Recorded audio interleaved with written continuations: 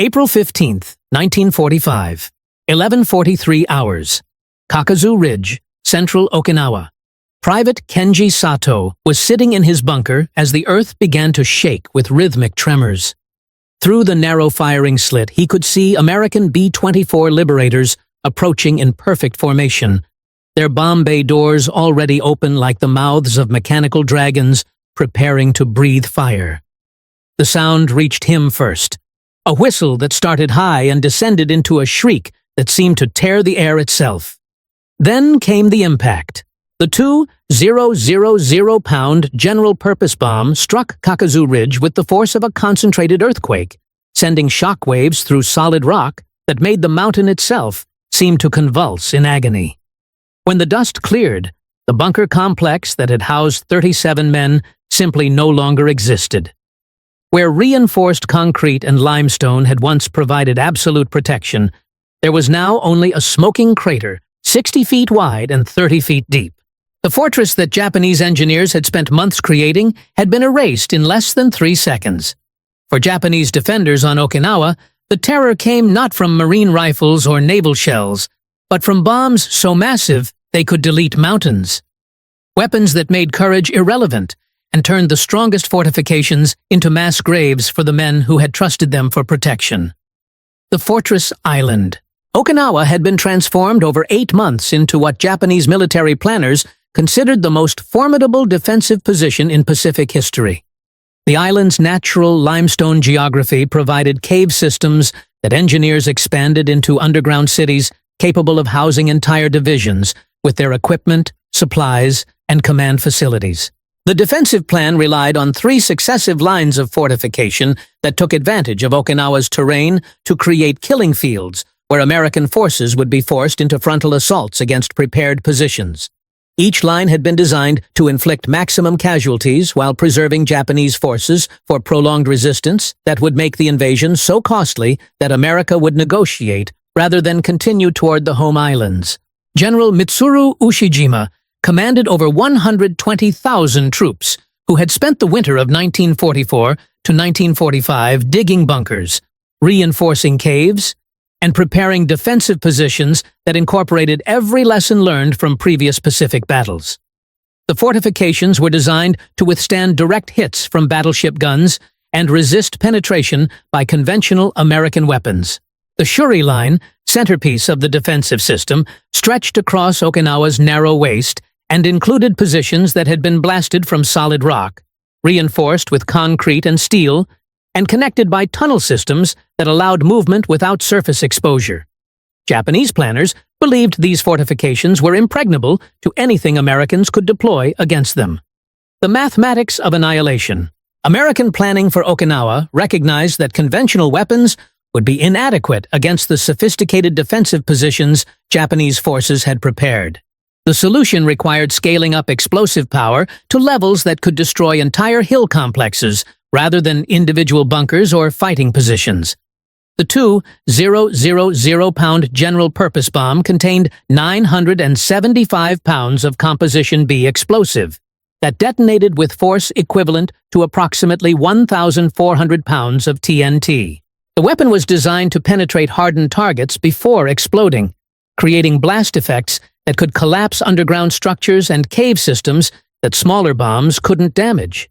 American ordnance experts calculated that direct hits from two 0.000-pound bombs could destroy reinforced concrete bunkers up to 12 feet thick, while near misses created shock waves that collapsed cave systems and buried defenders alive under tons of rubble.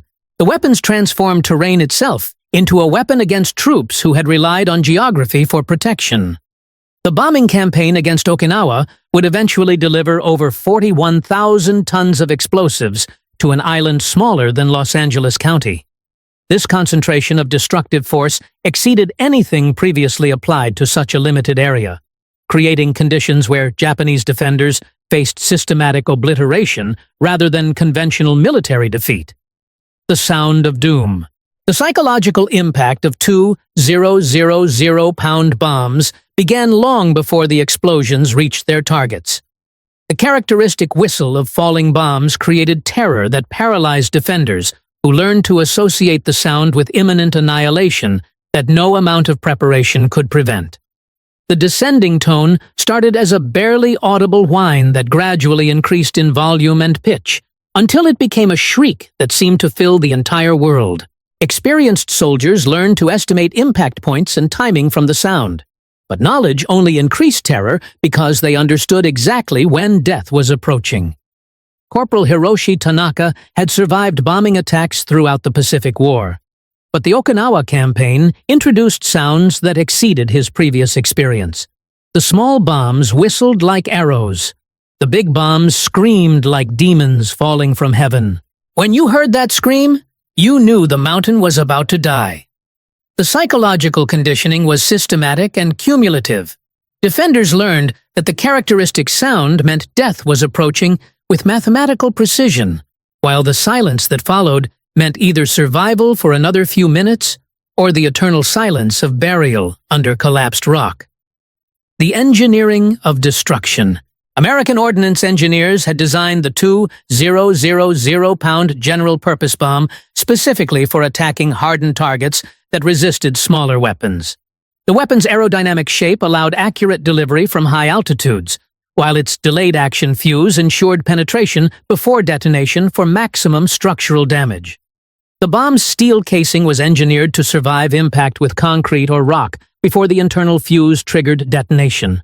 This penetration capability meant that even deeply buried positions weren't safe from weapons that could punch through overhead protection before exploding inside defensive positions. The blast effects created by 2,000-pound bombs exceeded the structural limits of any fortification that Japanese engineering could construct. The combination of overpressure, ground shock, and thermal effects created destruction zones where human survival was impossible regardless of cover or protection. Quality control in American bomb manufacturing ensured reliability that made defensive planning impossible. Japanese engineers couldn't design fortifications to withstand weapons whose effectiveness was guaranteed by industrial precision that eliminated the variables traditional fortification design had exploited. The Kakuzu demonstration. The destruction of Kakuzu Ridge on April 15th provided Japanese defenders with their first comprehensive demonstration of American bombing capabilities applied to fortified positions. The ridge had been considered the strongest point in the outer defensive line, with positions that had been blasted from solid limestone and reinforced beyond anything previously attempted. The bombing attack began at 11:40 hours with a formation of 18 B-24 Liberators approaching from the southwest at 18,000 feet altitude. Each aircraft carried 4 2,000-pound bombs, delivering 144,000 pounds of explosives to a target area less than 800 meters long and 400 meters wide. The bombardment lasted exactly 17 minutes, during which 72 2,000-pound bombs struck Kakuzu Ridge in a pattern that systematically destroyed every defensive position, command post, and supply depot that Japanese engineers had spent 5 months creating. Lieutenant Yoshiaki Minami commanded the 3rd Company, defending the ridge's eastern slope. His position included 3 reinforced bunkers connected by tunnels that provided protected movement and mutual support. The company had survived previous bombing attacks and artillery barrages that had failed to seriously damage their fortifications. The first bomb hit the western bunker, Minami recalled in testimony given after his capture. The explosion was like nothing we had experienced. The rock walls cracked, dust filled the tunnels, and we could hear our comrades screaming from the collapsed sections. Then more bombs fell, each one worse than the last. The Shuri obliteration. The systematic destruction of the Shuri defensive line in May 1945 demonstrated American bombing capabilities against the most sophisticated fortifications Japanese engineering had ever attempted. The complex included underground command centers, supply depots, hospitals, and living quarters that had been carved from solid limestone and reinforced with concrete and steel. The bombing campaign against Shuri began on May 4th with coordinated attacks by Army Air Force's B-29 superfortresses and Navy carrier aircraft that delivered over 650 tons of bombs in a single day. The attack pattern was designed to systematically destroy the defensive complex from north to south. eliminating positions in sequence to prevent mutual support. Each wave of bombers carried different weapons optimized for specific targets. Armor-piercing bombs attacked reinforced positions, while general-purpose bombs destroyed supply areas and personnel shelters. Fragmentation bombs killed exposed defenders, while delayed action bombs prevented repair efforts by exploding hours or days after initial attacks. The psychological impact on defenders was immediate and devastating. Men who had considered their positions impregnable watched entire hill complexes disappear under bombardment that exceeded their comprehension. The systematic nature of the destruction made clear that American forces possessed resources unlimited by any constraints Japanese defenders understood. The underground nightmare. Japanese troops who survived initial bombing attacks often found themselves trapped in collapsed tunnel systems where rescue was impossible and slow death by suffocation or starvation became inevitable. The cave networks that had seemed to provide ultimate protection became underground tombs where men died slowly in darkness. The geological effects of massive explosions created conditions that Japanese military engineering had never anticipated. Shock waves transmitted through solid rock collapsed tunnel systems far from direct impact points, while blast overpressure traveled through cave networks and killed defenders who thought they were safely buried. Staff Sergeant Mamoru Fujita supervised construction of the tunnel complex beneath Hill 89, a position that included living quarters for 200 men, ammunition storage, a field hospital, and command facilities that Japanese planners considered absolutely secure from any weapon Americans possessed. "We dug for 4 months," Fujita testified after the war. 20 feet of solid rock above our heads, steel doors, concrete reinforcement. When the big bombs came, the mountain moved like an earthquake. Tunnels collapsed. Men were buried alive.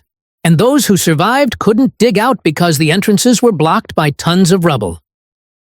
The trapped defenders faced choices between suffocation in collapsed tunnels or attempting to dig out through tons of debris while American bombing continued above ground. Many chose to remain underground and die slowly rather than risk exposure to weapons that made surface survival impossible. The pilot's perspective. American aircrew who delivered 2 0.000-pound bombs to Okinawan targets observed destruction that exceeded anything they had witnessed during previous Pacific campaigns. The weapons they carried could erase entire military installations and transform landscape features that had existed for millions of years. Captain Robert Mitchell flew B-25 Mitchell bombers from Ieshima Airfield, conducting close air support missions that delivered 2 0.000-pound bombs to targets identified by forward observers working with advancing Marine units. His squadron flew multiple missions daily, attacking positions that continued to resist after preliminary bombardments. "You could see the results immediately," Mitchell recalled decades later. "A hilltop would be there when you approached, and gone when you looked back after dropping. Not damaged, gone. The whole ridge would just disappear under the smoke and dust. It was like watching geology in reverse." The bomber crews understood that their weapons were creating more than tactical destruction. They were systematically eliminating Japanese defensive capability through firepower that made traditional military resistance impossible. Each successful attack proved that American industrial capacity could overwhelm any defensive preparation. The naval coordination. The bombing campaign against Okinawa was coordinated with naval gunfire that delivered additional thousands of tons of explosives to targets that air attacks couldn't effectively engage. The combination of aerial bombing and naval bombardment created destruction that exceeded the sum of individual attacks. The USS Iowa and USS Missouri, positioned offshore, fired 16-inch shells weighing 2,700 pounds each at targets that had survived bombing attacks or appeared too heavily fortified for aircraft weapons. The naval guns could deliver precise fire that complemented aerial bombardment by attacking specific point targets. Fire control radar allowed naval guns to engage targets with accuracy that approached that of bombing attacks, while the trajectory of naval shells allowed them to reach positions that were protected from aerial bombing by overhead cover or geographic features. The psychological impact of coordinated bombing and naval gunfire was cumulative and overwhelming. Japanese defenders faced attacks that could come from any direction at any time, delivered by weapons that could destroy any fortification or protection they might create. The industrial precision. American bomb manufacturing operated with industrial precision that guaranteed weapon reliability and effectiveness that Japanese defenders learned to fear more than random destruction. The systematic quality control meant that every 2,000-pound bomb would perform exactly as designed, eliminating uncertainty that traditional defensive planning had relied upon. Production statistics revealed the scale of American commitment to destroying Japanese defensive positions through overwhelming firepower. American factories produced over 5.4 million bombs weighing 500 pounds or more during 1945, with significant percentages of these weapons destined for use against Japanese fortifications. The precision manufacturing extended to fusing systems that controlled detonation timing for maximum effectiveness against specific target types. Delayed action fuses allowed penetration of hardened targets, while instantaneous fuses maximized blast effects against personnel and equipment in the open. Japanese intelligence officers who analyzed captured American ordnance consistently reported manufacturing quality that exceeded Japanese standards and suggested industrial capacity that could sustain bombing campaigns indefinitely. The technical evidence contradicted propaganda claims about American weakness and confirmed the hopelessness of continued resistance. The communication breakdown. The destruction of Japanese communication systems by systematic bombing isolated defensive units and prevented coordinated resistance that might have been more effective against American attacks. Command posts, radio stations, and telephone lines were priority targets that bombers attacked repeatedly.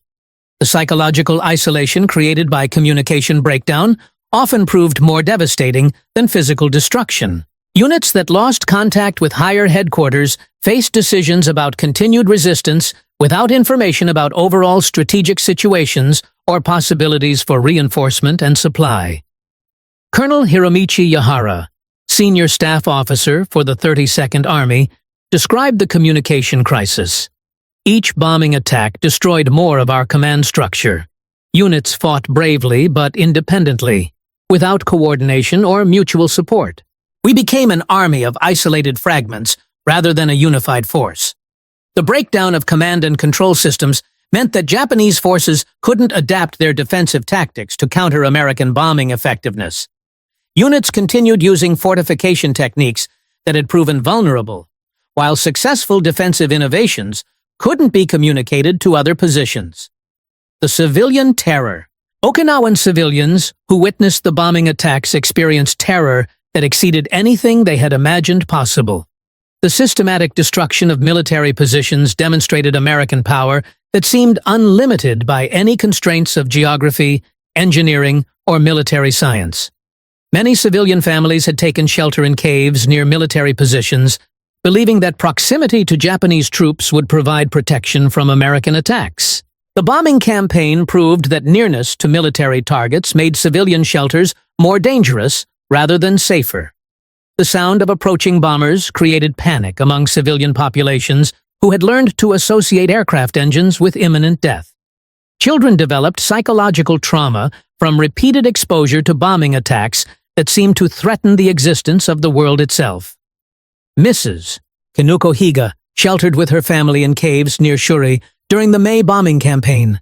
The sound would start far away, then grow until it filled everything. When the bombs fell, the earth would jump like a living thing.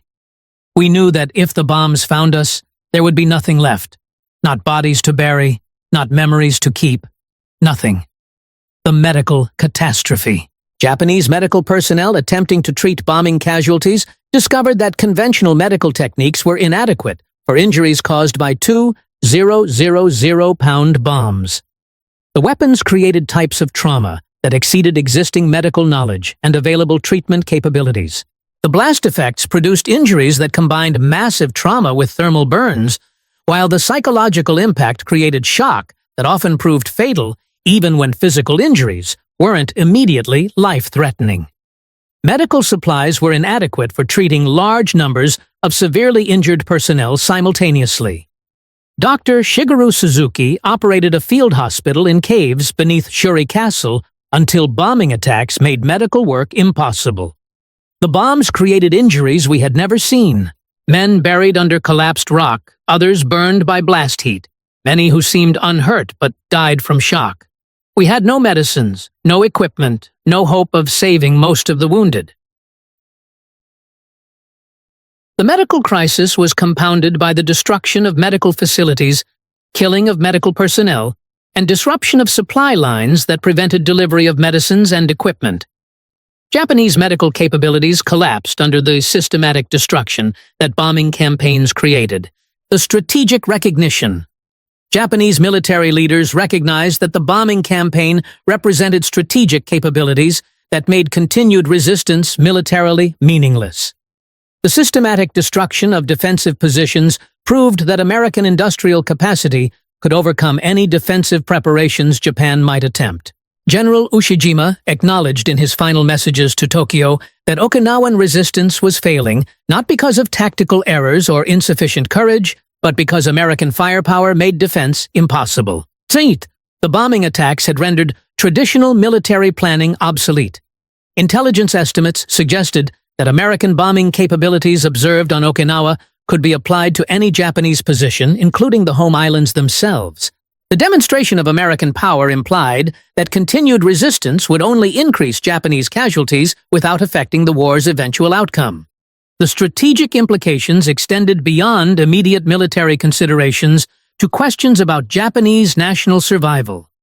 If American bombs could erase mountains on Okinawa, what would happen to Japanese cities and civilian populations during an invasion of the home islands? The psychological collapse.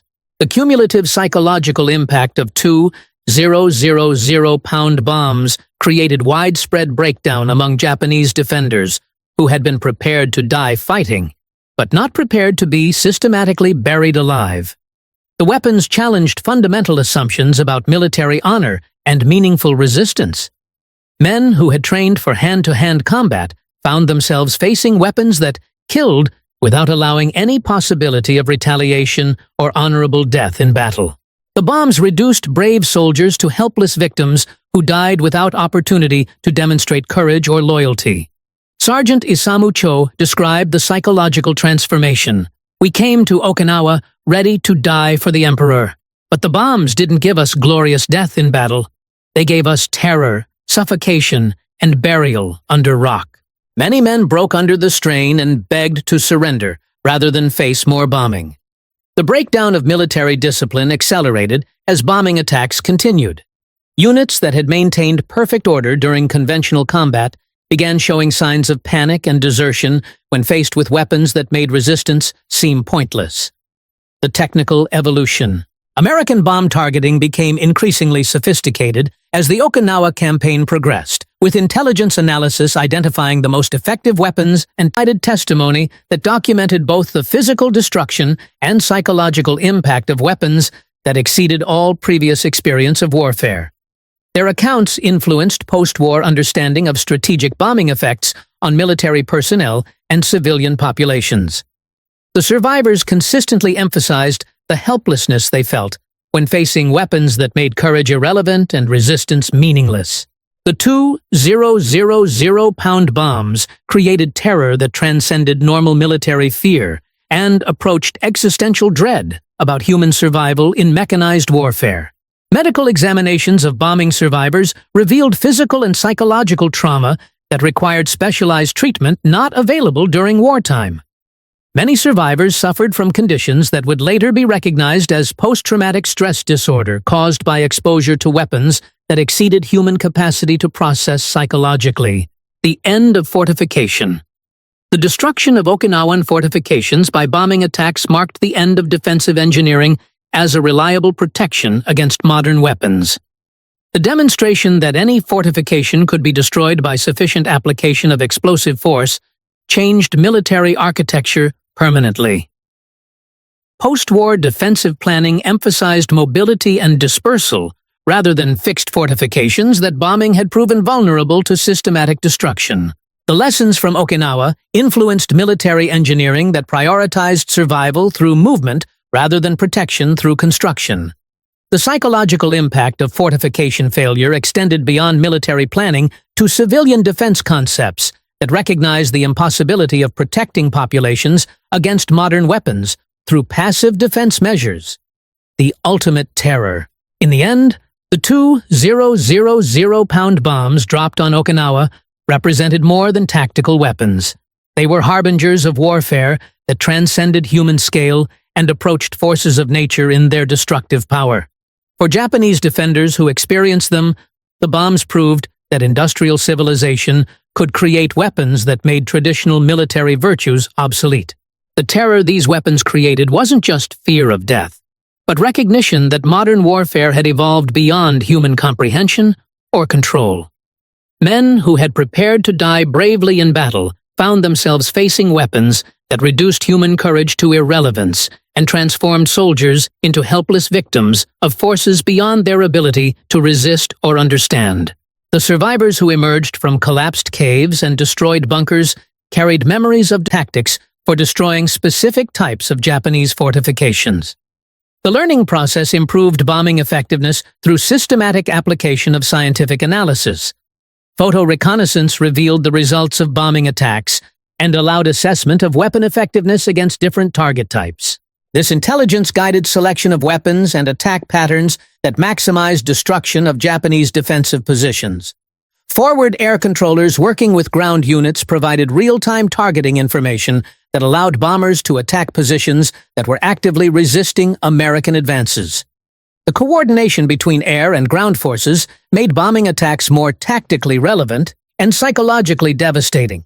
The technical improvements in bombing accuracy and effectiveness meant that Japanese defensive positions faced increasingly lethal attacks as the campaign progressed. Each day brought more sophisticated threats that exceeded anything defenders had prepared to counter. The final bombardment. The final phase of the Okinawa campaign featured bombing attacks that exceeded all previous scales of destruction, with American forces applying overwhelming firepower to eliminate remaining Japanese resistance before declaring the island secure.